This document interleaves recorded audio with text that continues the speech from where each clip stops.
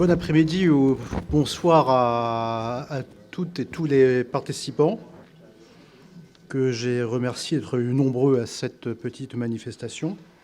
Alors, je vais vous dire quelques mots sur l'esprit dans lequel nous organisons cette conférence.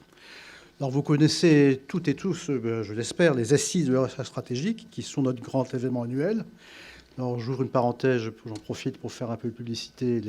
Les assises auront lieu cette année, le 6 décembre, et porteront sur le thème dissuasion, au pluriel. Alors voilà, notez déjà ça dans vos agendas. Mais il y a aussi, dans l'offre du CSFRS, plusieurs autres éléments. Alors, il y a aussi, donc, dans le premier élément, ce sont les rendez-vous de la recherche stratégique, qui sont un nouveau produit, en quelque sorte, qui sont des conférences organisées, qui gravitent autour des projets de recherche soutenus et financés par le CSFRS, donc avec les participants, des porteurs de projets qui viennent autour de ces projets nous parler d'une thématique générale pertinente pour les réflexions stratégiques. Alors, la première édition cette année a été consacrée aux enjeux de l'intégration de la bande sahélo-saharienne, donc qui est fait l'objet de projets soutenus par le CSFRS. Et aujourd'hui, vous avez les perspectives stratégiques qui sont organisées en co-entreprise, en quelque sorte, avec DiploWeb, dont je salue le président, M. Verluis, ici présent, et grâce à qui nous avons ce programme tout à fait passionnant qui vous est proposé ce soir. Alors, quel est l'esprit ? C'est une formule innovante, je pense, dont je suis persuadé qu'elle enrichira encore l'offre du CSFRS, car nous avons la volonté de diversifier, d'élargir l'offre au public pour proposer des rendez-vous réguliers au-delà du grand événement annuel que sont les assises et contribuer ainsi davantage à la diffusion de la culture stratégique et de la connaissance géopolitique dans notre pays. Donc c'est une première édition, donc c'est une co-entreprise, donc je me réjouis que le CSFRS est un partenaire comme DiploWeb pour cet événement. Et je donne maintenant la parole à M. Pierre Verluis, qui va nous présenter plus précisément la conférence de ce soir.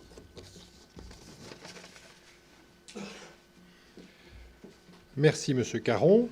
Dans l'esprit du diploweb.com, cette conférence rassemble des experts de haut niveau, mais de plusieurs générations, pour un partage généreux de la connaissance du monde. Nous avons ici un mélange des générations, mais aussi des approches, avec une approche académique, mais aussi une approche des terrains et des arcanes diplomatiques. Il s'agit de répondre à la question suivante: l'Arctique est-il vraiment stratégique ? Dans l'esprit du concours Ma thèse avec le DiploWeb en 7 minutes, l'ouverture est dans les mains de M. Thomas Merle, qui va s'avancer. Thomas Merle est agrégé d'histoire, agrégé de géographie, doctorant en géographie politique à l'université de Reims. Monsieur Thomas Merle, vous avez la parole pour 7 minutes afin de nous présenter de la course aux mers chaudes à l'Arctique, un retournement géostratégique russe. Vous avez la parole. Merci beaucoup, Monsieur Verluis. Merci et bonjour à tous, bonjour à toutes. Merci d'être si nombreux pour assister à cette conférence. Alors, j'ai l'honneur et le plaisir d'introduire cette conférence et je vais vous parler un petit peu de l'Arctique russe.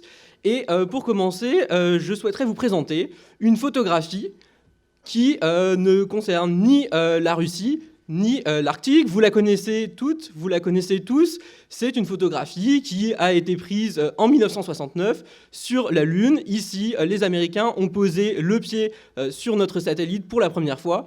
Ils y ont planté la bannière étoilée, le drapeau américain, et immortalisé cela par une photographie célèbre.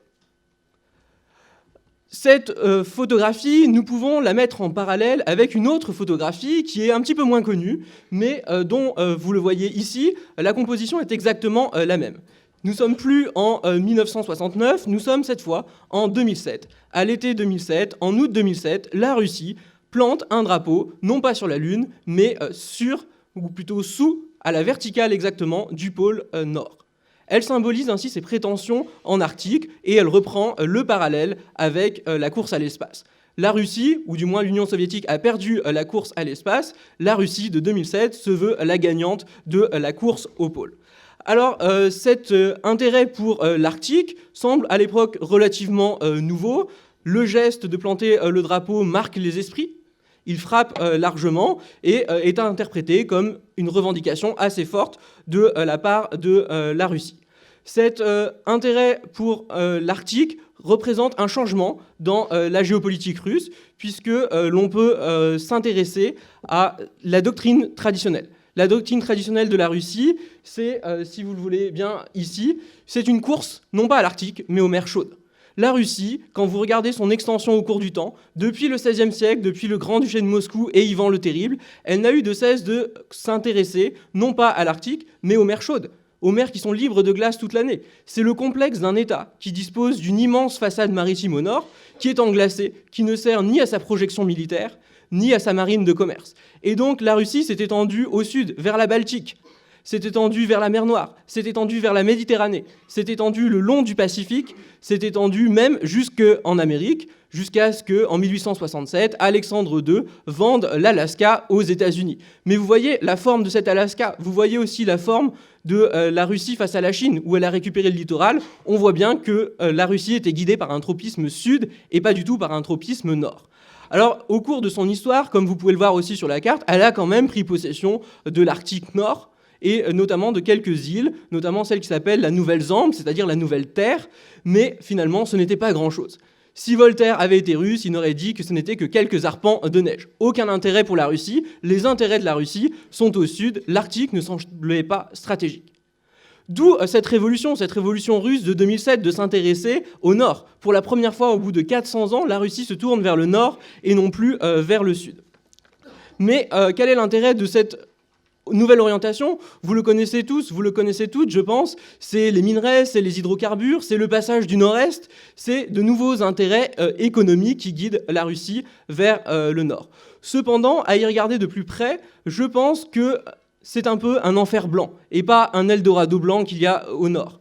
En effet, si l'on s'intéresse au coût d'exploitation des hydrocarbures, l'englacement le rend beaucoup moins compétitif vis-à-vis des pétroles et des gaz non conventionnels que l'on trouve ailleurs dans le monde, par exemple aux États-Unis, les pétroles et les gaz de schiste. La révolution donc des hydrocarbures dans l'Arctique russe n'est sans doute pas pour demain.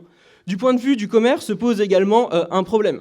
C'est que les grands navires, les plus rentables, ceux qui font des économies d'échelle sur les transports, le font parce qu'ils transportent un grand nombre de conteneurs. 18 000, 20 000 et désormais 22 000 conteneurs, 22 000 EVP qui vont globalement de la Chine, de Shanghai par exemple, jusqu'à l'Europe, jusqu'à Rotterdam ou Anvers.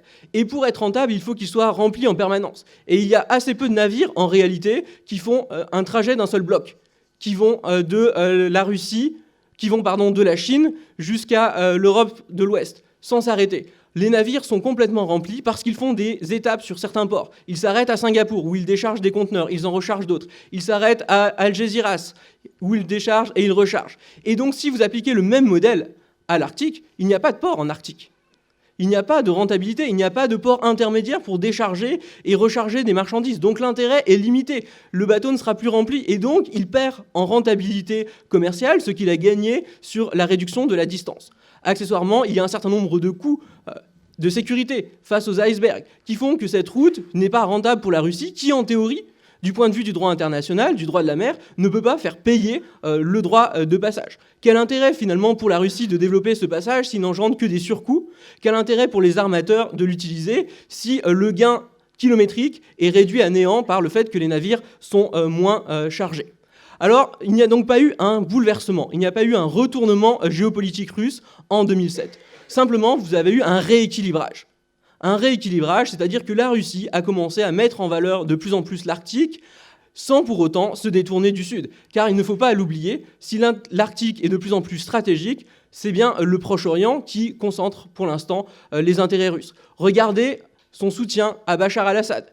10 et désormais 11 résolutions qui ont été bloquées par la Russie à l'ONU. Pourquoi? Parce que Bachar al-Assad offre le seul mouillage en Méditerranée à la Russie. dans la base de Tartous. Et donc on voit que cette course aux mers chaudes, elle perdure. La Russie a besoin d'un accès à la Méditerranée. Certes, la Russie s'intéresse à l'Arctique, mais sans renoncer à ses atouts qui sont plus au sud et qui constituent l'épicentre de la géopolitique russe, mais aussi de la géopolitique mondiale. Merci pour votre attention.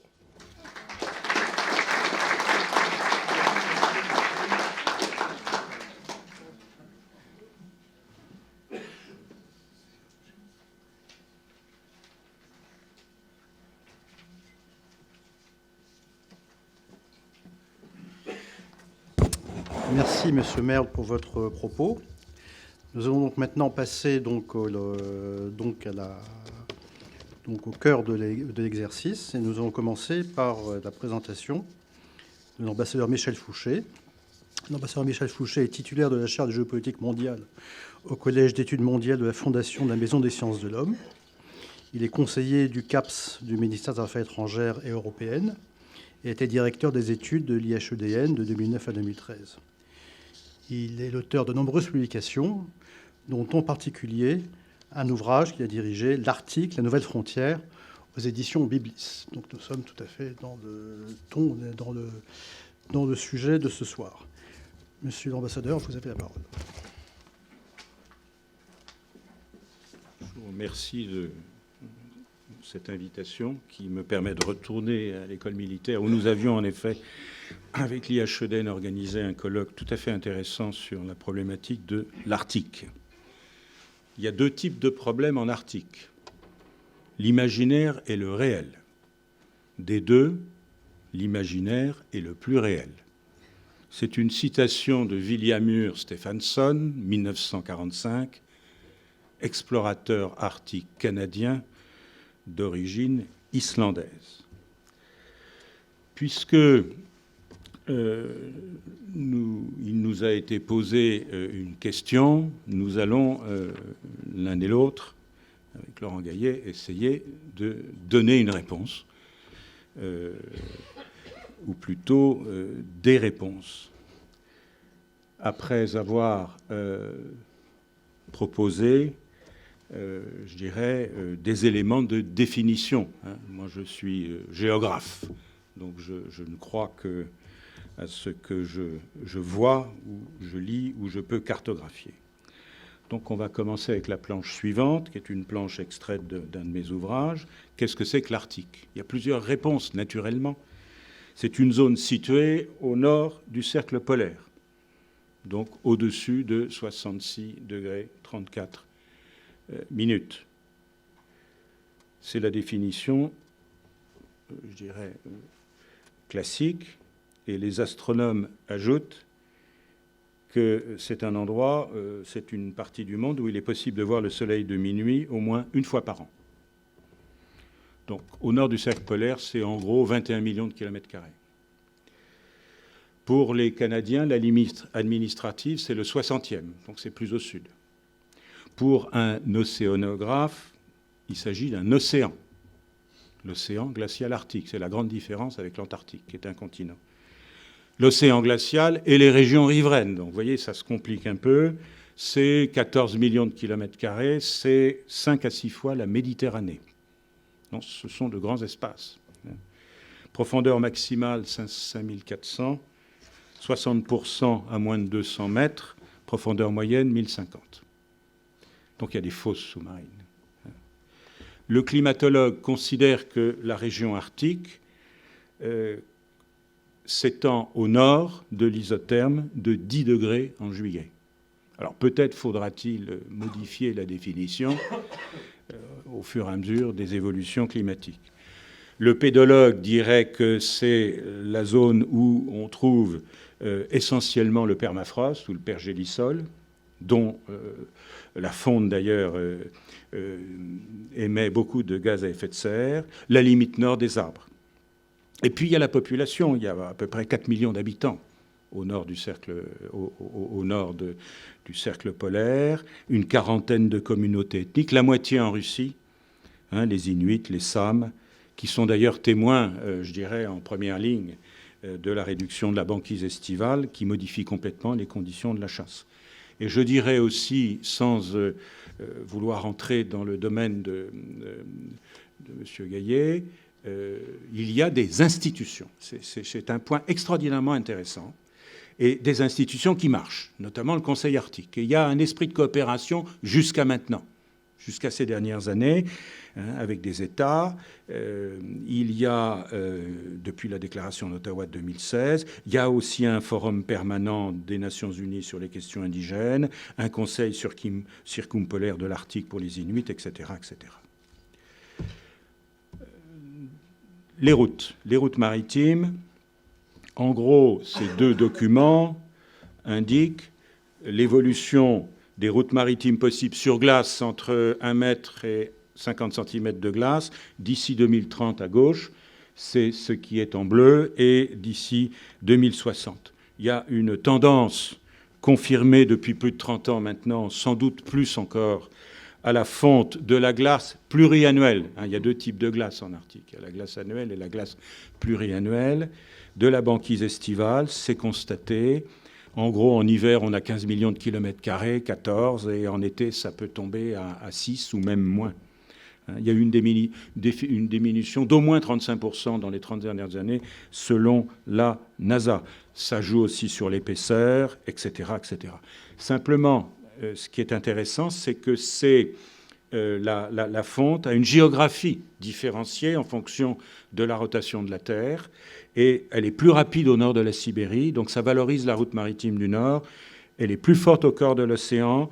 Il y a un maintien de noyau de glace pluriannuel au nord du Groenland, de l'archipel canadien, du fait de la rotation des glaces. Donc il y a une différenciation, il y a une géographie de la fonte qui a des effets économiques et sur les transits. Comme géographe, donc un peu scientifique, je me permets de rappeler que les experts ne savent pas quel est le rapport entre le forçage anthropique, ce dont nous parlons le plus souvent, et la variabilité climatique naturelle liée aux oscillations du système couplé océan-glace-atmosphère en mer de Barents, lequel peut provoquer 50 à 70% du réchauffement. Donc il n'y a pas que le forçage anthropique. Il y a d'autres évolutions sur lesquelles je n'ai aucune compétence pour entrer plus avant.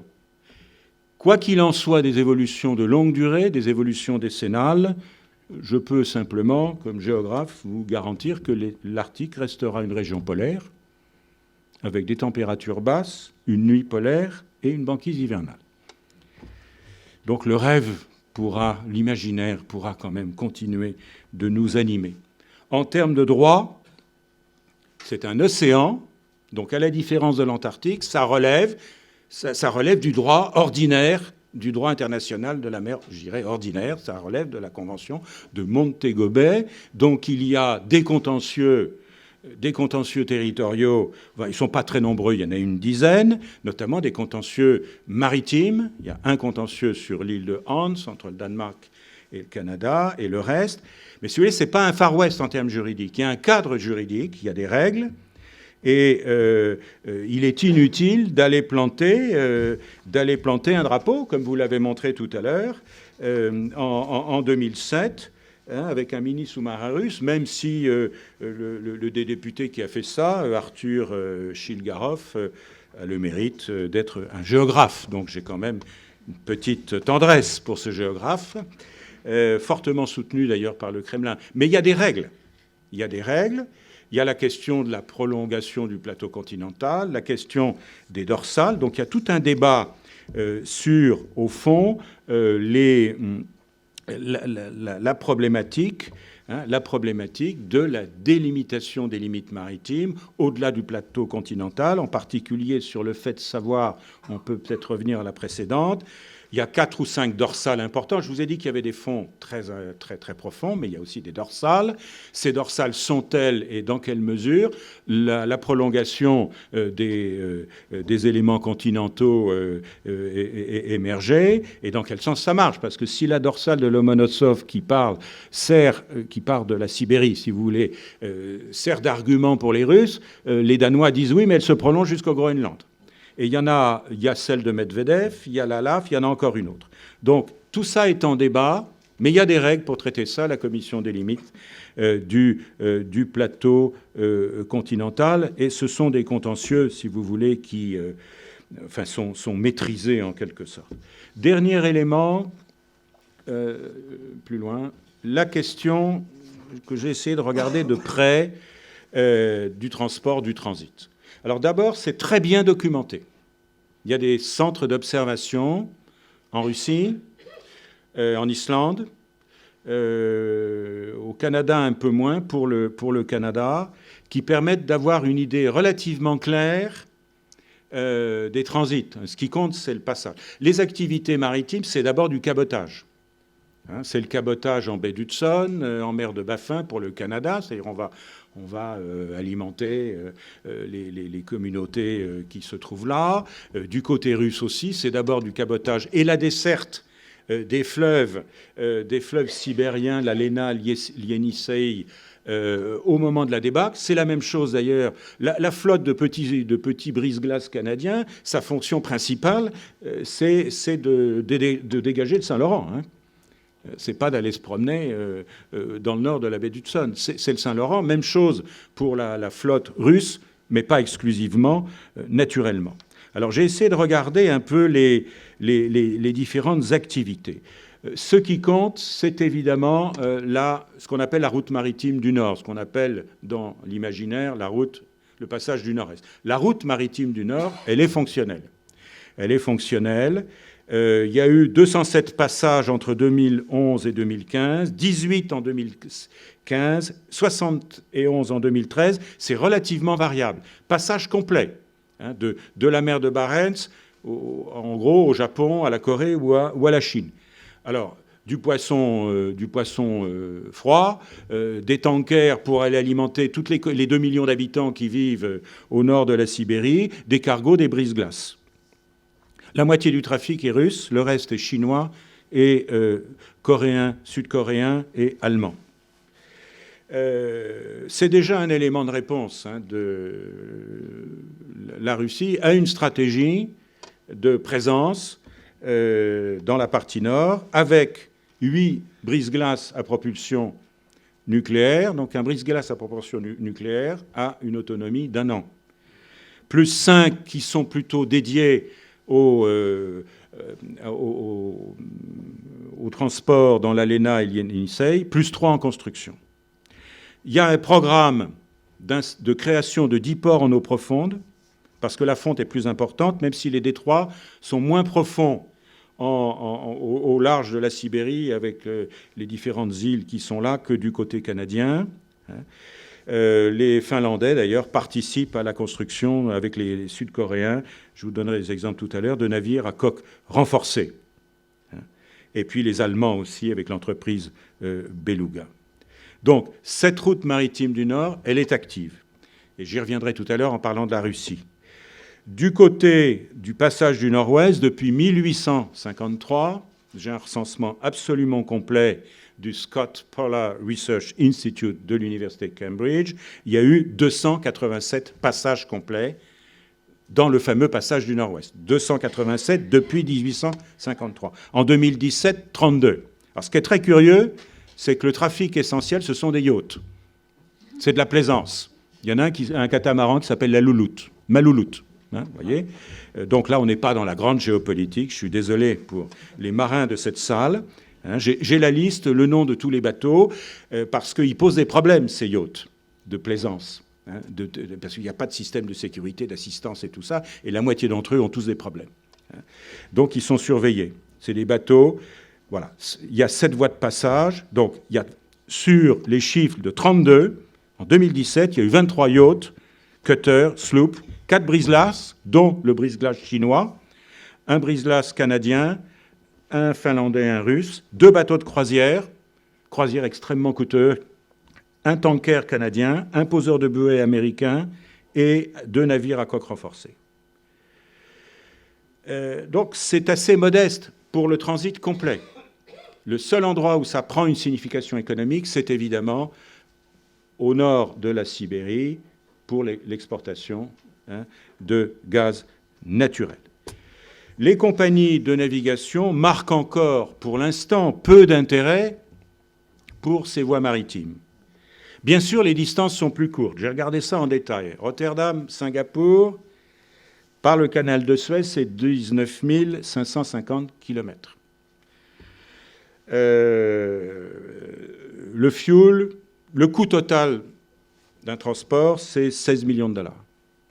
Le fuel coûte 8. Le transit, 1,4. Le canal de Suez, c'est 240 000 dollars. Total, 15,8. La route maritime du Nord, toujours Rotterdam-Singapour, par le Nord, l'été, fin août, début septembre, 15 793 km. Coût total, 27 millions de dollars. Le fuel, 7,8. C'est en gros la même quantité de fuel. Mais ce qui compte, c'est le transit, c'est-à-dire le droit de passage imposé par les Russes, plus l'accompagnement par les brise-glaces. 11 millions de dollars. Donc, tant qu'on a, si vous voulez, cette différence dans les coûts effectifs, ça n'est pas rentable, sauf s'il y a ce qu'on appelle en matière de transport maritime le load factor, c'est-à-dire où il y a là des ressources qui sont sur les côtes ou en Sibérie et qu'il faut évidemment exporter d'une façon ou d'une autre. Les États. La réponse des États. J'ai envie de dire, l'Arctique est-il vraiment stratégique? Oui, pour la Russie, point. Pas pour les autres, pour l'instant. C'est pour la Russie que c'est vraiment ça. C'est le seul pays qui organise le transport sur la route maritime du Nord, qui a une stratégie économique, une stratégie de création de ports en eau profonde, une stratégie de réouverture de bases de l'époque soviétique ou d'installation de nouvelles bases. Il y a une dizaine de projets, je n'entre pas dans les détails. La Russie, c'est 1/3 du cercle arctique, 135 degrés, 1/3. C'est un président, mais déjà Premier ministre, qui en a fait une priorité nationale. On est dans l'attitude un peu prométhéenne, très, très ancrée dans la mentalité russo-soviétique de maîtrise de la nature, avec tous les inconvénients qu'on peut voir attachés à ça. Donc des programmes de brise-glace, une entité administrative depuis 2013 en charge de la navigation arctique, un programme, disons, d'installation militaire pour contrôler la route maritime du Nord, la volonté, comme vous l'avez dit tout à l'heure, de concurrencer, si j'ose dire, de faire mieux que les États-Unis. Et on s'installe dans des endroits aussi curieux que les Kourils, évidemment, le Cap Schmitt en Tchoutchoka, dans l'île Wrangel. Et depuis novembre 2014, il y a un commandement stratégique Nord.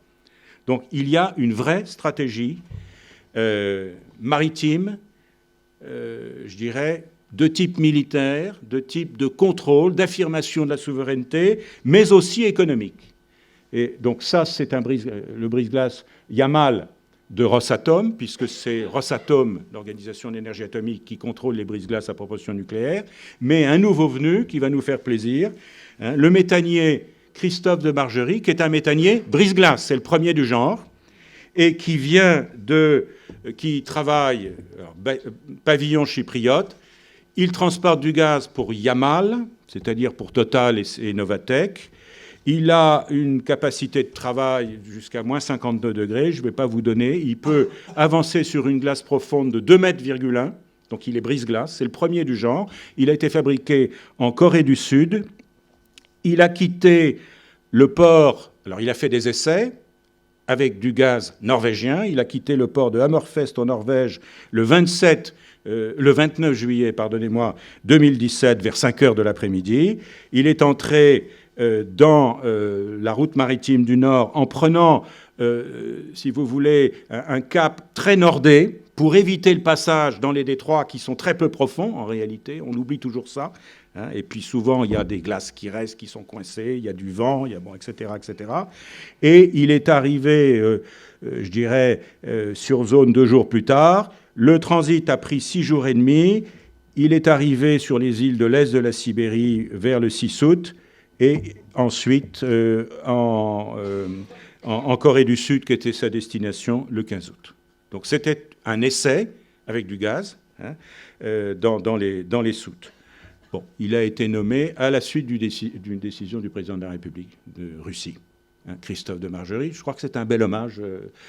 Patrick Pouyanné, il y a quelques jours à Saint-Pétersbourg, a signé un contrat gaz naturel liquéfié qui s'appelle Arctique 2, avec Novatek, CNPC chinois et 10% le fonds Route de la Soie chinois. Il y a donc là une espèce de multilatéralisme économique où la France, ou d'autres aussi, ont leur part. Donc la dimension économique, elle est très importante pour la Russie parce que simplement les ressources sont tout à fait là, au nord, en général au large des embouchures des grands fleuves. Le gaz et le pétrole, c'est du deltaïque, un peu partout dans le monde. Donc il n'y a rien d'étonnant à ça. Le Canada, je dirais retour prudent. Le Canada a complètement désinvesti après 89 toute présence de souveraineté. Il y avait 200 Rangers Inuits dans le Nord. Ils ont tout fermé. La fin de la guerre froide, ils ont tout fermé, ils sont partis. Et du coup, j'ai lu un rapport parlementaire extrêmement récent. Il y a une très grande méconnaissance de la cartographie et de l'hydrologie. Ce sont des régions qui restent à explorer. On connaît très peu de choses. Il ne suffit pas d'avoir des satellites. On connaît encore très peu de choses. Ils ont des bateaux de déglaçage, qui sont des petits brise-glaces de 30 ans d'âge. Ils ont quelques caboteurs. C'est un espace difficile, mal connu, très coûteux. Leur priorité, c'est le Saint-Laurent, et puis la surveillance des trafics touristiques. Ils ont un projet de brise-glace polaire pour 2021, mais qui est affecté au Saint-Laurent. Ils ont conçu une stratégie maritime pour le Nord, protéger le patrimoine, exercer la souveraineté. L'état-major canadien travaille actuellement sur des perspectives de trafic transarctique à 25 ans. Donc, je ne vais pas insister là-dessus. Ils ont un contentieux juridique fondamental avec les États-Unis et avec d'ailleurs les Européens qui considèrent que les lignes de base ne sont pas placées là où il faut. Elles ne devraient pas intégrer ni les îles qui sont devant, qui ressemblent souvent à des presqu'îles d'ailleurs, et donc des eaux internationales. Donc il y a un contentieux. De même, donc les Canadiens sont juridiquement sur la même position que les Russes face aux Américains, aux Européens. Je résume extrêmement rapidement la question. Mais ce nord canadien, ce High North, comme on dit, a été complètement laissé pour des raisons tout à fait évidentes. Les États-Unis sont un acteur réticent, pour dire les choses avec beaucoup de délicatesse. En dehors de la base de Tulé, la chaîne de radar du NORAD, les satellites de l'Air Force Space Command, ils ont 2 brise-glaces à gaz, Polar Sea. Et donc, ils ne s'intéressent pas à cette question, un petit peu l'Alaska, ils ne s'y intéressent pas encore. Même si, depuis le 5 mai de cette année, on a annoncé, ou plutôt l'OTAN a annoncé, au fond, la remise en marche, si j'ose dire, en activité de la 2e flotte, dont personne ne parle jamais. On connaît la 5e, la 6e, et surtout la 7e maintenant, qui est dans le Pacifique occidental, avec un nouveau commandement naval à Norfolk, tout ça lié, au fond, à une réaction à l'activisme russe. Ils sont d'ailleurs, dans ce domaine, largement soutenus par les Norvégiens, qui eux-mêmes ont quelques difficultés avec le Spitsberg, le Svalbard, mais qui veulent donner une dimension arctique à l'OTAN depuis 2013, qui ont organisé les manœuvres Cold Response, la réponse froide, vous voyez, on a besoin de ça, et qui surtout se sont fait financer sur le 60e parallèle de latitude nord, une école norvégienne de guerre d'hiver avec un centre d'excellence de l'OTAN. Enfin, l'OTAN adore avoir des centres d'excellence un peu partout. Voilà, donc il y a un activisme, il y a un bruit de fond, parce qu'on se dit que les Russes, en fait, sont les seuls à avoir une stratégie. Donc cette réponse positive des Russes appelle des réponses décalées. Les Finlandais surveillent tout ça. Eux, ils vendent des équipements, ils vendent des bateaux, ils travaillent sur les codes, en particulier sur le sauvetage en mer. Donc les équipements des marins qui peuvent tomber dans l'eau froide, combien de temps, combien de minutes ou combien d'heures on calcule la survie. Là, pour l'instant, ils sont en train de travailler sur des programmes qui permettent d'avoir des équipements pour tenir plus de 10 heures.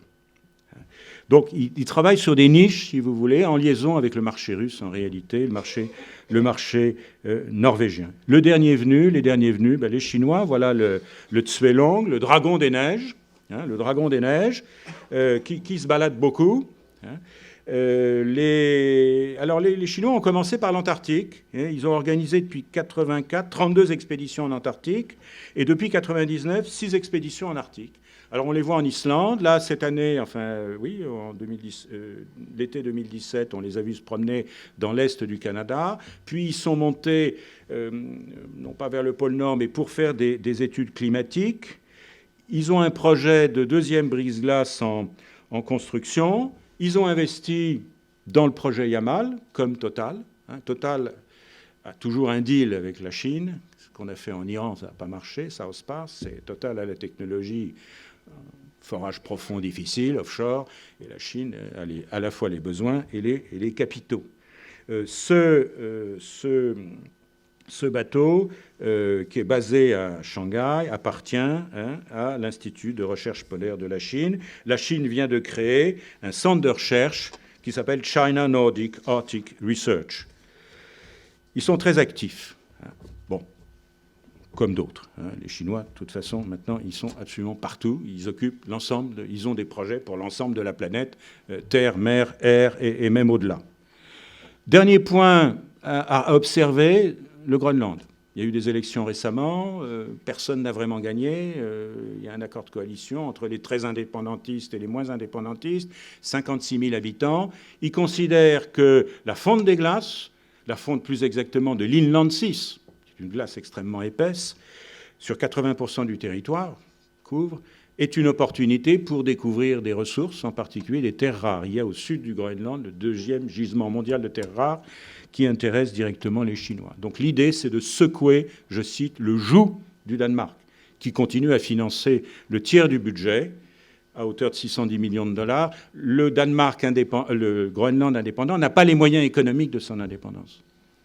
Donc, je disais tout à l'heure à Pierre Verluis, c'est typiquement un signal faible qu'il faut observer maintenant, le Groenland, mais ils veulent, en quelque sorte, se débarrasser du Danemark avec des moyens économiques. Il est évident que tout le monde est en embuscade et que là, ça réveillera évidemment nos amis américains parce que les Chinois ne vont pas laisser... Ils sont déjà très présents en Islande. Ils ont utilisé la crise financière islandaise pour faire preuve de générosité. Et maintenant, ils feront pareil, évidemment, avec le Groenland, sur les terres rares. Conclusion. L'exemple du Groenland montre, et je cite deux penseurs, il y a quelques penseurs au Groenland, Inuit, qui ont une pensée géopolitique, notamment Inutek Holm Olsen, qui dit, au fond, on entre dans un processus de westphalianisation de la région arctique. Donc c'est assez amarrant d'associer ces lieux géographiques. Et deuxièmement, il y a une inquiétude générale sur le rôle des acteurs extérieurs, des grands États, par rapport aux sous-régions, le Nunavut, l'Alaska, les territoires du Nord en Russie, etc. Est-ce qu'il y a militarisation, remilitarisation? Il y a un rapport extrêmement intéressant de la Chambre des Lords de 2014 qui dit non, on se calme, il y a une restauration de la présence russe dans les anciennes bases soviétiques. Toute la flotte nucléaire était évidemment là. J'ai envie d'ajouter que la globalisation, elle a un caractère, je dirais, pour un géographe, c'est que il n'y a plus de place pour les régions vides ou peu peuplées. On s'empare de tout, en quelque sorte. Tout devient important, même les milieux les plus difficiles, comme le Grand Nord, mais c'est vrai pour les forêts tropicales en Malaisie, c'est vrai pour les projets Desertec au Sahara. Ces espaces sont en train d'entrer, je dirais, dans le jeu global des forces du marché, et du coup, dans la problématique de souveraineté, d'où les contentieux sur les frontières maritimes. Et ça, c'est un élément de réel, là, qui s'impose face à l'imaginaire. Le rôle des règles et des institutions, il y a des institutions qui fonctionnent, il faut les préserver. Et ça aura un impact à terme, j'ai regardé ça, mais je n'ai pas le temps d'en parler, sur le statut de l'Antarctique. Il y a des pressions pour remettre en cause la situation très particulière de l'Antarctique en termes de droit international. C'est une terra nullius, c'est la seule région du monde continentale qui n'appartient à personne. Et il y a des pressions.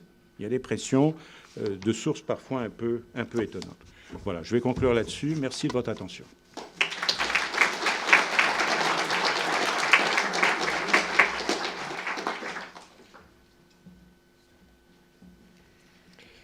Merci, Monsieur l'ambassadeur Michel Fouché, pour cette remarquable présentation.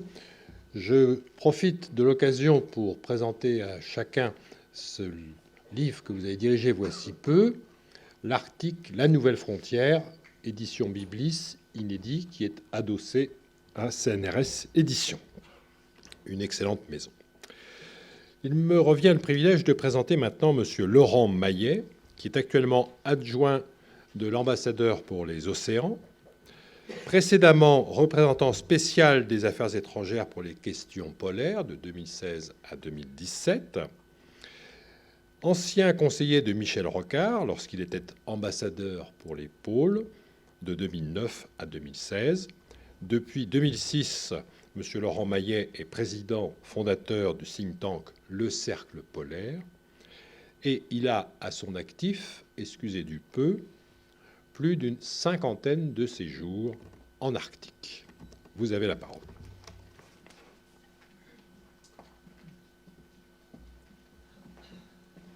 Merci beaucoup, Monsieur Verluise. Alors, pour ce qui me concerne, après un tableau aussi complet sur l'Arctique, je vais me contenter d'apporter quelques nuances, si vous me permettez, puisque je ne veux pas, évidemment, répéter des choses qui ont été dites. Moi, je partage globalement l'analyse que M. Fouché vient de faire, avec, puisque je l'annonçais, avec notamment un point sur lequel je voudrais ajouter un petit élément, c'est sur, au fond, bien sûr que le géant de l'Arctique, la superpuissance arctique, c'est bien sûr la Russie, à la fois en termes de superficie, en termes de ressources naturelles dans la zone arctique, etc., en même temps que d'activités, de présence historique dans l'Arctique. Je pense qu'on oublie souvent que pour la Russie, c'est pas l'Arctique, ça n'est pas, enfin, pour la Russie, l'Arctique russe, ça n'est pas une découverte, alors que c'en est une pour d'autres puissances du pourtour arctique. Je voulais simplement ajouter que nous avons suffisamment travaillé avec la Norvège pour mesurer que pour la Norvège, c'est un intérêt majeur qui fait l'objet de stratégies, plus seulement des affaires étrangères, de stratégies de développement de la Norvège, et que, pour citer une déclaration du ministre Borge Brende qui remonte à 2016, si je me souviens bien, lors d'un colloque en Russie, eh bien, le ministre expliquait que aujourd'hui, avec l'épuisement des ressources hydrocarbures de la Norvège en mer du Nord et en mer de Norvège, l'essentiel des ressources hydrocarbures de la Norvège, c'est dans la zone arctique. Donc l'Arctique, c'est vraiment une zone extrêmement stratégique pour la Norvège. Évidemment, si on raisonne en termes de taille, M. Fouché a raison, la Russie, c'est l'ours qui écrase tout ce qu'il peut y avoir autour de lui, mais pour autant, ça reste un élément important, alors que le Canada, sous Harper, avait mis l'accent sur l'Arctique. Aujourd'hui, avec le Premier ministre Trudeau, on ne peut pas dire que ce soit une priorité en dehors des peuples autochtones dont la population canadienne considère qu'il n'a pas tenu ses promesses pour ceux qui se sont intéressés au premier mois de travail du Premier ministre canadien. Pour le Groenland, ça a été dit, le Danemark, eh bien, le Groenland, c'est 55 000 habitants, et puis c'est une autonomisation avancée. Et enfin, Finlande, Suède ne sont pas des pays arctiques qui possèdent de côtes sur l'Arctique. Donc, on parle de territoires septentrionaux. Alors, je vais en venir à ma présentation. Mon propos, puisqu'il fallait se limiter avec 30 minutes, un sujet aussi vaste, mon propos, au fond, c'est de mettre en doute, de façon rhétorique, bien sûr, l'idée de l'existence d'une région arctique. Alors d'abord, je voudrais dire que je suis loin d'être le seul à le faire. Je m'appuie sur tout un tas de textes et que je vais, bien sûr, à contre-courant. C'est-à-dire que, comme nous parlons aujourd'hui d'une région arctique, il me plaît de la mettre en doute et il y a des raisons de le faire. On va le voir très vite. J'aime à résumer cette approche en mettant en regard bien la projection Mercator du monde. Voilà, le monde qui s'étale avec les écrasements que vous savez, dans les hautes latitudes en particulier. et puis où les zones polaires, et l'Arctique en particulier, puisque je ne parlerai pas de l'Antarctique, eh bien, apparaissent comme des prolongements évanescents du monde, le monde essentiellement ici qui nous importe occidentalo-russe, mais enfin le monde tel qu'il est représenté. Donc d'un côté, cette représentation qui finalement appelle arctique la juxtaposition des territoires septentrionaux de puissance de latitude moyenne. Le Canada, c'est une puissance de latitude moyenne. Le Danemark, bien sûr également. Les États-Unis, ça va de soi, etc. Quand vous regardez au fond ces 8 puissances arctiques que Michel Fouché a présentées, et tout particulièrement les 5 puissances riveraines autour de l'Arctique, nous avons affaire à des puissances de latitude moyenne, c'est-à-dire les centres de gravité économiques, les centres de gravité démographiques, les centres de décision politique. Tout ça se trouve aux latitudes moyennes. Et puis, il y a ces territoires septentrionaux qui, pour certains pays, si on songe aux États-Unis, l'Alaska, le 49e État, eh bien, n'est même pas connecté à la métropole. Il faut traverser le Canada pour aller en Alaska. Et puis, pour montrer à quel point ces territoires sont éloignés, lorsque nous nous sommes rendus en Alaska en 2015 à l'occasion de la venue du président Obama, eh bien, on nous a expliqué que c'était la première fois qu'un président américain daignait se déplacer en Alaska, parce que voilà, c'est quasiment l'équivalent d'une collectivité d'outre-mer ou d'un département, si vous voulez.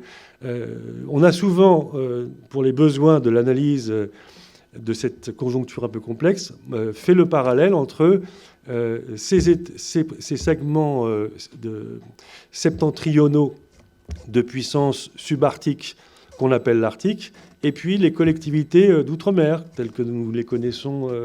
Voilà. Il y a beaucoup de parallèles qu'on pourrait faire, et ça permet aussi de comprendre comment s'articule la gouvernance de ces territoires par rapport à un État central ou pas, mais situé à des milliers de kilomètres, qui d'ailleurs ne peut même pas exercer sa souveraineté, puisque c'est l'un des problèmes dans l'Arctique. Voilà.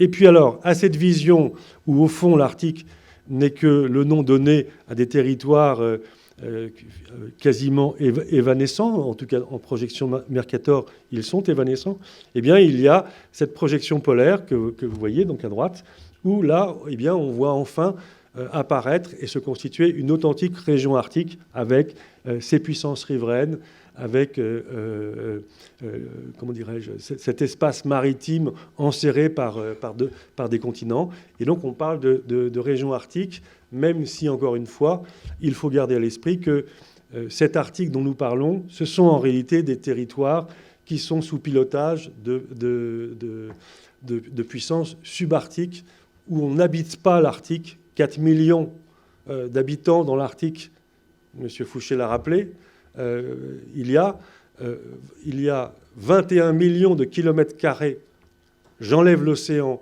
7 millions de kilomètres carrés divisés par 4 millions d'habitants divisés par 7 millions de kilomètres carrés. Vous avez affaire à une des zones les moins densément peuplées de la planète. Vous avez, quand vous regardez la Russie arctique, on nous parle de 2 millions d'habitants. Oui, mais 2 millions, regardez la superficie. Le Groenland, on l'a dit, c'est 55 000 habitants. Bref, il faut bien garder à l'esprit qu'il s'agit d'une zone quasi désertique et que tout le problème aujourd'hui pour les puissances arctiques, c'est comment arriver à exercer un relatif contrôle et surtout exercer sa souveraineté dans des zones inhospitalières, très éloignées, où la fréquentation reste encore très, très limitée, comme ça a été montré. Voilà, donc je pense qu'une bonne lecture de l'Arctique mérite d'avoir toujours à l'esprit à la fois cette nouveauté que résume bien la projection polaire, et qu'on peut appeler la région arctique, mais de garder à l'esprit qu'au plan économique, au plan politique, il faut la lire en reconvoquant la vieille représentation classique Mercator du monde, où l'Arctique apparaît bien comme des dépendances, une périphérie du monde, comme disent les géographes. Voilà, alors je ne reviens pas sur cette sur cette ambiguïté, indétermination des limites de l'Arctique. Michel Fouché l'a résumé de façon très, très complète. Mais en effet, dès l'instant où subsiste une indétermination, parce que qui dit pluralité dit indétermination. L'Arctique, pour les pédologues, avons-nous entendu, ça n'est pas l'Arctique des océanologues, ça n'est pas l'Arctique. Donc, au final, d'où vient que nous ne possédions pas aujourd'hui, enfin, d'où vient que les géographes des États directement concernés n'aient pas ressenti le besoin de forger une représentation de l'Arctique qui mêle l'économie, qui mêle les critères naturels, qui mêle la géographie humaine, comme par exemple les Canadiens l'ont fait sous l'autorité d'un géographe de renommée qui s'appelle M. Hamelin et qui a forgé eh bien, une espèce de représentation du Grand Nord canadien au moyen d'un indice qu'on appelle la nordicité.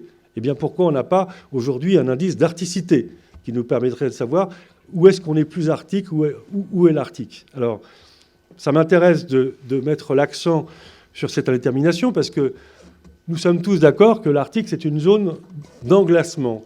Quand on parle de l'Arctique, ce qui vient à l'esprit, c'est il y a de la glace en hiver et il y a de la glace résiduelle en été. Vous en conviendrez. Eh bien, je vous donne la preuve que cette définition commune n'est pas acceptable parce que lorsque vous regardez l'englacement, en l'occurrence, le maximum d'englacement qui arrive au mois de mars, au début du mois de mars, en l'occurrence de cette année, 2018, eh bien, vous voyez qu'il y a des mers de moyenne latitude, donc la mer d'Okhotsk du côté russe, le golfe de Saint-Laurent du côté canadien, qui sont des mers de moyenne latitude. J'ai indiqué des latitudes moyennes, 53 degrés nord et 48 degrés nord pour le golfe de Saint-Laurent, eh bien, elles sont gelées. Alors, le critère de latitude 66 degrés 33 minutes, moi, je ne sais pas quoi en faire, puisqu'il est littéralement, comment dirais-je, mis en cause. Si vous prenez des mers de haute latitude, c'est-à-dire situées à des latitudes au-delà du cercle polaire, comme la mer de Norvège, et tout particulièrement cette année la mer de Barents, nous sommes avec des mers qui ne sont pas englacées en hiver. Sont-elles arctiques? D'aucuns diraient elles n'ont d'Arctique que le nom, mais peu importe ici les conclusions faciles. Ce qui nous importe, c'est de retenir que le critère qui nous semble le plus fondamental, c'est-à-dire là où il y a de la glace, quand le congélateur arctique fonctionne en hiver, là où il y a de la glace, c'est l'Arctique. C'est pas vrai. Donc on comprend qu'il faudrait que les géographes se mettent au travail pour produire, encore une fois, une représentation géographique complète. Mais manifestement, ça n'a pas été pour l'instant le souci des puissances arctiques, si vous voulez bien passer. Voilà, puisqu'aujourd'hui, nous disposons essentiellement de ce qu'il faut bien qualifier d'une définition politique. Cette définition politique, elle a été évoquée tout à l'heure par Michel Fouché. Est arctique tout État qui possède des mers ou des terres sous souveraineté ou juridiction nationale. Eh bien, c'est faux, puisque vous connaissez le cas de l'Islande.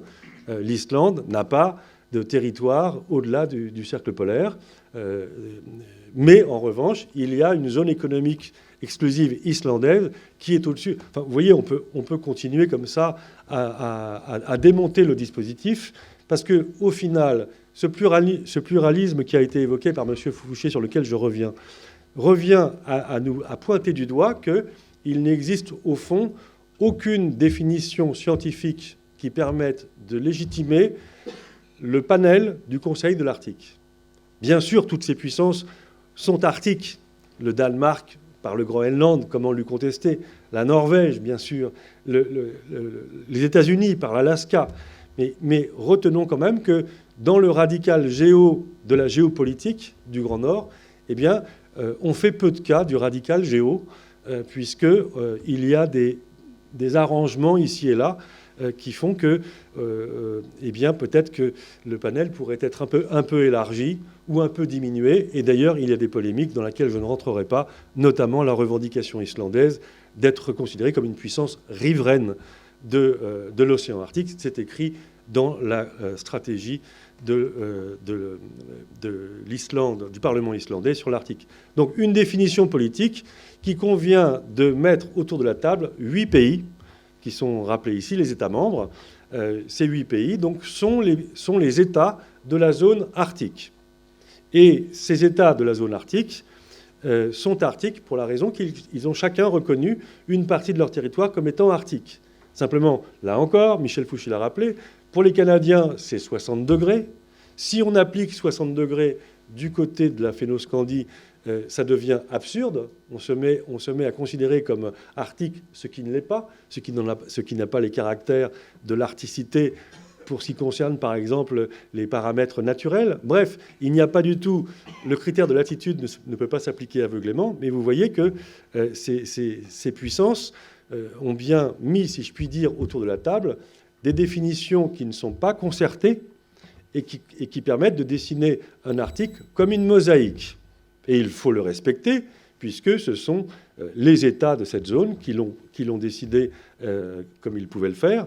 Mais il m'intéresse, pour nous, observateurs de cette conjoncture dont on parle de plus en plus depuis quelques années, en tout cas au niveau français, il m'intéresse de pointer la relative inconsistance de ce qu'on appelle la région arctique, pour la raison qu'une juxtaposition de définitions disparates d'Arctique russe, norvégien, etc., ça n'est pas une représentation géographique de l'Arctique. Les géographes en conviendront aisément, j'en suis sûr.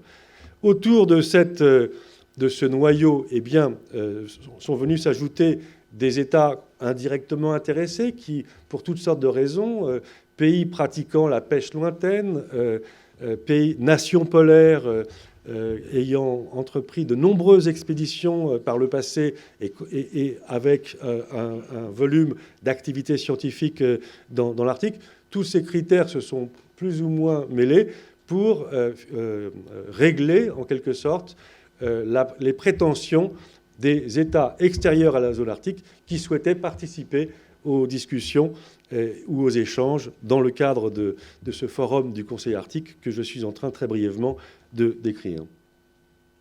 Merci. Alors, ce qui est intéressant quand on s'intéresse à cet Arctique qui a une partie d'indétermination, c'est qu'il y a les 8 États, et nous ne le contestons pas, bien évidemment.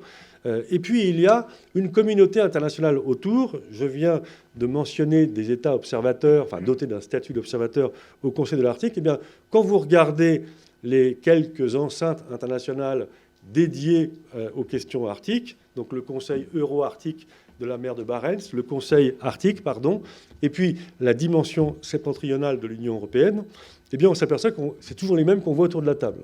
Corée du Sud, Japon, Chine, Singapour. Vous avez environ une douzaine d'États extérieurs à la zone arctique qu'on retrouve dans toutes les enceintes. Donc, ça n'est pas un hasard. Et donc, il y a une communauté internationale constituée aujourd'hui, qu'on trouve aussi bien au Conseil arctique que dans d'autres enceintes. Ces pays considèrent qu'ils ont, en quelque sorte, un intérêt à participer à la réflexion et, dans une certaine mesure, à la mise en place de la gouvernance des nouvelles activités, le transport maritime, éventuellement la pêche. Merci. Alors, voilà, j'ai simplement rappelé que quand on veut essayer de prendre la mesure de cette communauté internationale, il y a le Conseil de l'Arctique, je l'ai dit, 13 États, puisque tout récemment, enfin, l'année dernière, la Suisse a obtenu un statut d'observateur, grâce d'ailleurs à un soutien russe. Ensuite, vous pouvez penser à ce qu'on a appelé l'année polaire internationale, 2008-2009, événement mondial autour des zones polaires en matière de recherche scientifique. 63 pays. Il y a 63 pays qui conduisent des activités scientifiques de recherche dans l'Arctique ou l'Antarctique, qui ont donc une spécialité polaire. Et enfin, quand on songe au Svalbard, dont la gouvernance est réglée par un traité de 1920 qu'on appelle le traité de Paris, eh bien, il y a 46 États signataires. Alors, on pourrait continuer comme ça à multiplier, mais c'est dire encore une fois que, bien sûr, il y a les 5 États riverains directement concernés, impactés par l'évolution de l'Arctique. Bien sûr, il y a les 3 États non riverains qui ont des territoires au-delà du cercle polaire arctique, eux-mêmes directement affectés par ces nouvelles perspectives. Mais il y a aussi un certain nombre de pays extérieurs à la zone qui prennent relativement au sérieux ce qui se passe dans l'Arctique. Alors, je ne vais pas le détailler, rassurez-vous, mais regardez le nombre de stratégies, feuilles de route, livres blancs sur l'Arctique qui ont été publiés par des États extérieurs ou comment dirais-je, avec des territoires dans la zone arctique. Il y en a quasiment 13 d'un côté pour les membres de l'Union européenne, enfin, pardon, 12 plus la Russie, plus l'Union européenne elle-même, qui a sa propre stratégie. Et hors de l'Europe, vous retrouvez Canada, Chine, etc. Bref, il y a... Alors, à la question, l'Arctique est-il stratégique ? Moi, je n'ai pas l'ampleur de M. Fouché. Donc, je réponds de façon littérale. Je prends la question au sens littéral. Oui, l'Arctique est un espace stratégique, puisque une vingtaine de pays ressentent le besoin de produire des documents de stratégie sur l'Arctique. Alors, évidemment, je simplifie un peu, mais c'est une façon de répondre quand même également à la question. Slide suivant, s'il vous plaît. Alors, on l'a mentionné, la Chine, bien sûr. Je le mentionne parce que la stratégie de la Chine, c'est la dernière stratégie qui est arrivée donc fin janvier 2018, donc où la Chine affiche, dévoile ses intérêts.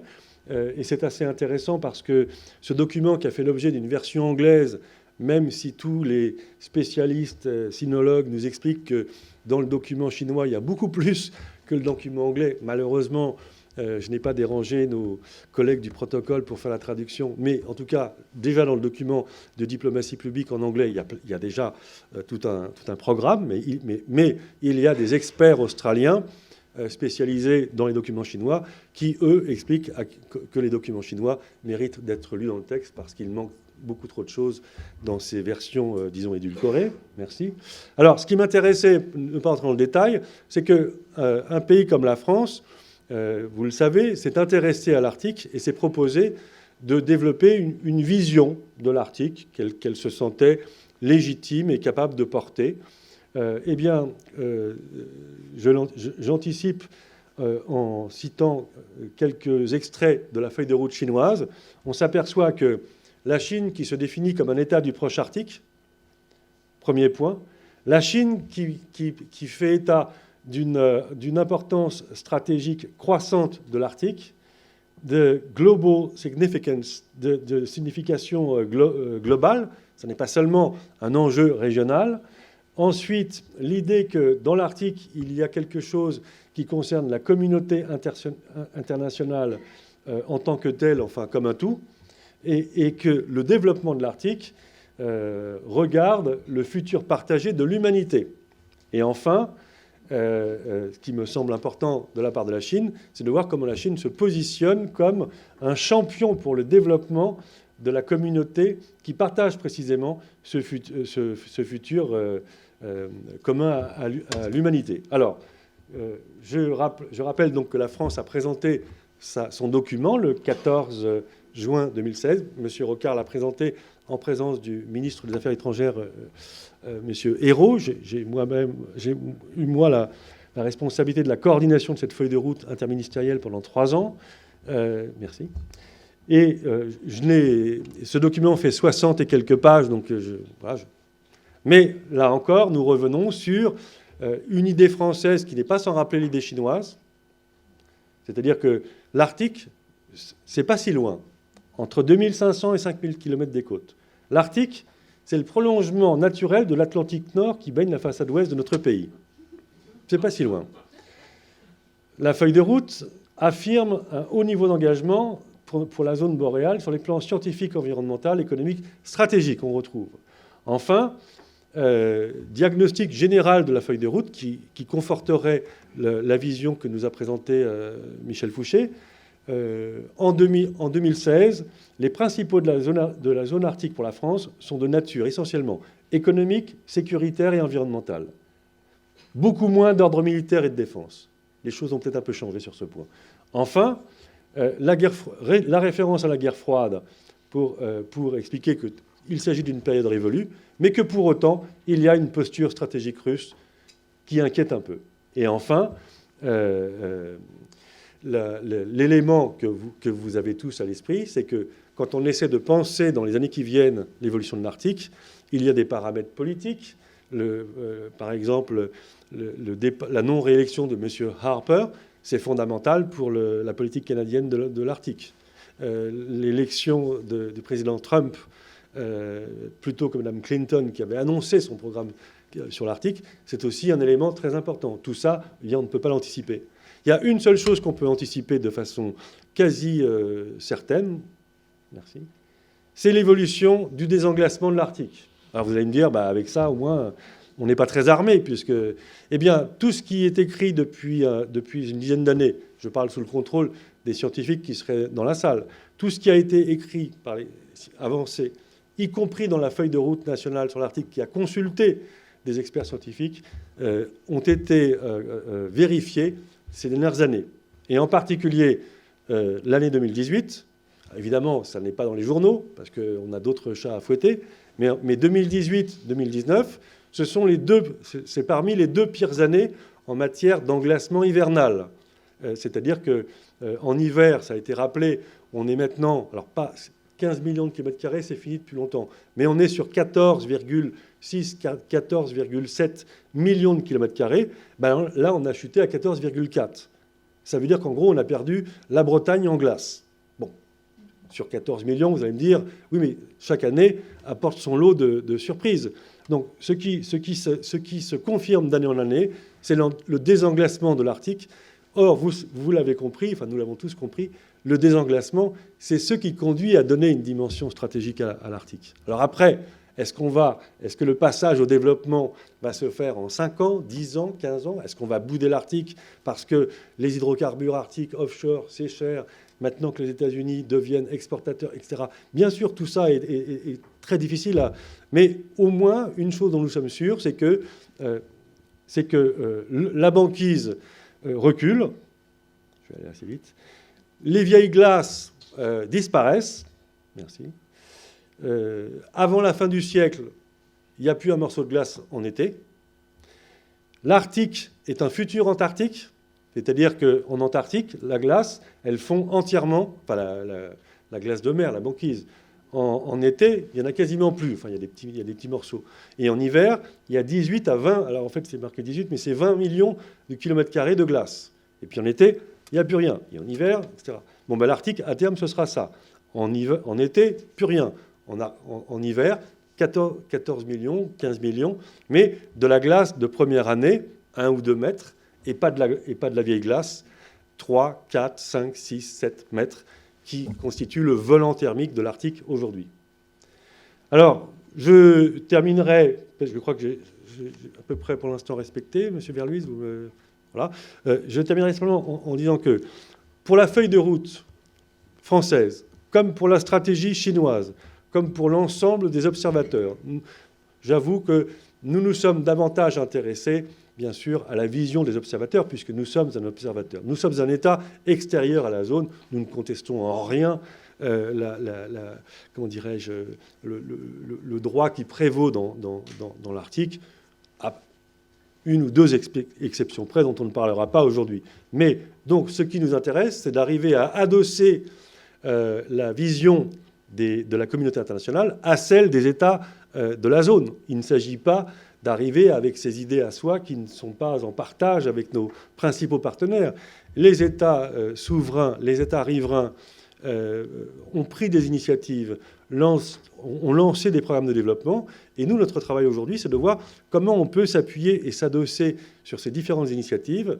Et puis l'autre élément, c'est ce que la feuille de route a mis en avant, c'est l'équilibrage entre les intérêts nationaux et l'intérêt général. Comme M. Fouché l'a rappelé, dans l'Arctique, c'est pour l'essentiel un océan. Moi, je suis devenu adjoint de l'ambassadeur pour les océans, donc je ne suis pas trop illégitime pour parler de l'Arctique, même si la zone continentale, encore une fois, désormais m'échappe.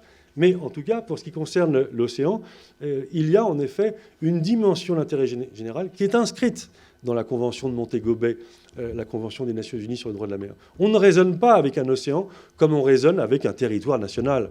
C'est un lieu de navigation où la liberté de navigation prévaut.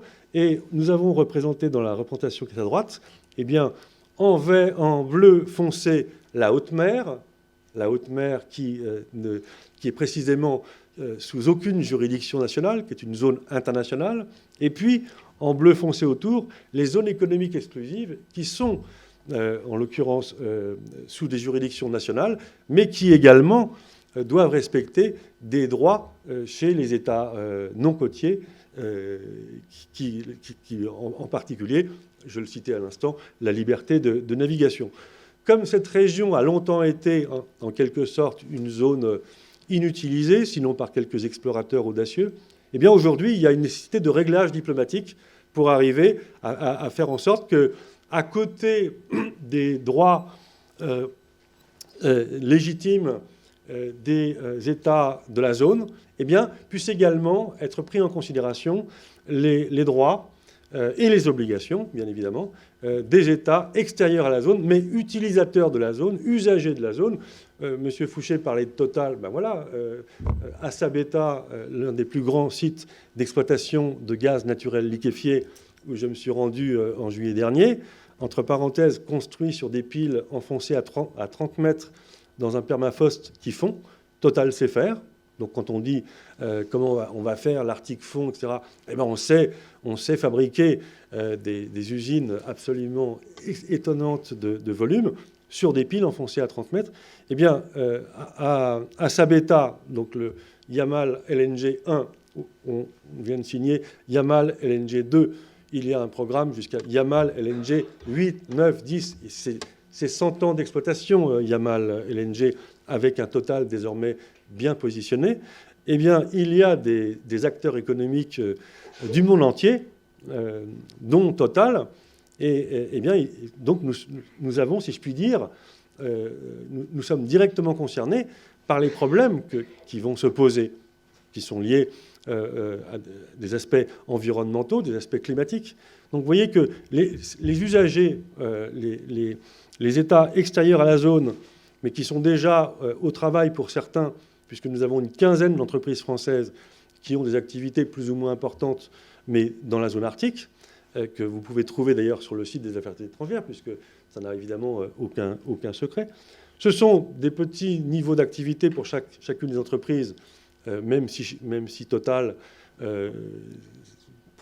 prédit que Yamal LNG, à terme, va devenir une part importante de son chiffre d'affaires mondial.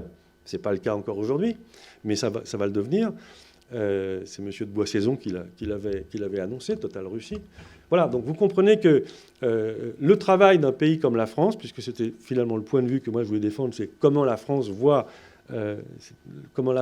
cette région dans laquelle elle n'a pas de territoire. Comme nos collègues des Outre-mer le répètent, la France est présente dans tous les océans, sauf l'océan Arctique. Présence nationale, hein. Mais nous avons une présence scientifique au Svalbard. En tout cas, la feuille de route mettait en avant trois éléments qui vont dans ce sens que j'appelais équilibrage entre intérêts nationaux, des États de la zone, bien sûr, et puis l'intérêt général. L'intérêt général qui est, encore une fois, conforté, inscrit dans le droit même de la mer, qu'il faut aujourd'hui enrichir, parce que si on va pêcher, ben, il faut créer des règles de pêche. S'il y a du transport, il faut créer des règles de transport. On l'a fait avec le code polaire, etc., etc.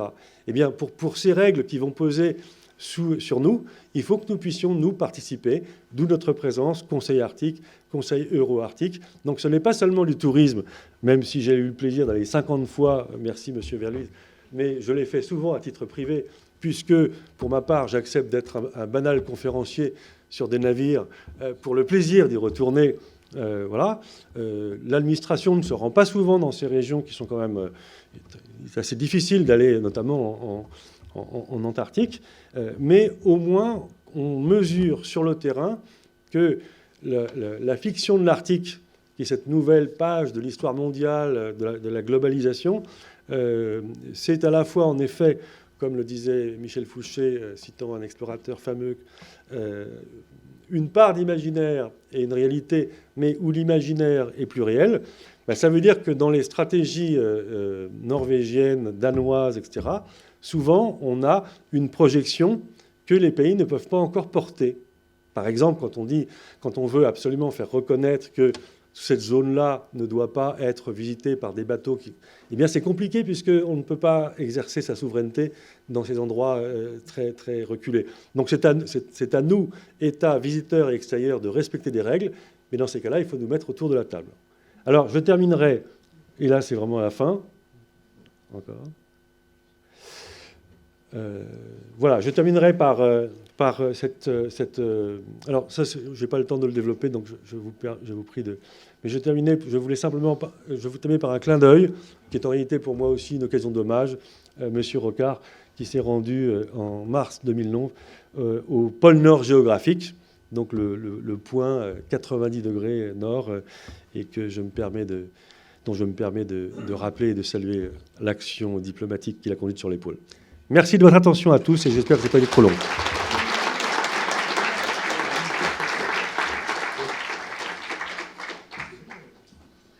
Écoutez, je serai très bref. Je voudrais tout d'abord remercier chaleureusement les conférenciers de leurs propos et de l'expertise qu'ils ont bien voulu partager avec la salle. Je pense que c'était tout à fait dans l'esprit de la manifestation que nous avons cherché à concevoir avec DiploWeb. Je dois dire que j'ai beaucoup appris. Il y a aussi un certain nombre d'idées reçues qu'on pouvait se faire en lisant la presse ou en ayant une culture générale, très très générale sur le sujet. J'ai énormément appris. J'espère que je vois que l'audience était particulièrement attentive et je pense aussi pointue sur le sujet, mais je pense que ça aura apporté à tout le monde des éléments d'information, de réflexion utiles pour améliorer la compréhension du sujet. Je crois qu'il y a un élément, étant moi-même diplomate, je pense qu'il y a des éléments tout à fait intéressants de positionnement pour notre pays dans ce sujet. Beaucoup d'enjeux. Nous sommes dans des pays qui sont parmi les défenseurs du droit international. Et je vois que là, on voit encore qu'il y a dans cette zone tous les potentiels de contentieux, de conflits éventuels qui méritent, je pense, une attention et un investissement diplomatique soutenu. Alors merci encore, je suis tout à fait ravi de cette première session des perspectives stratégiques et je suis sûr qu'il y en aura d'autres. Merci.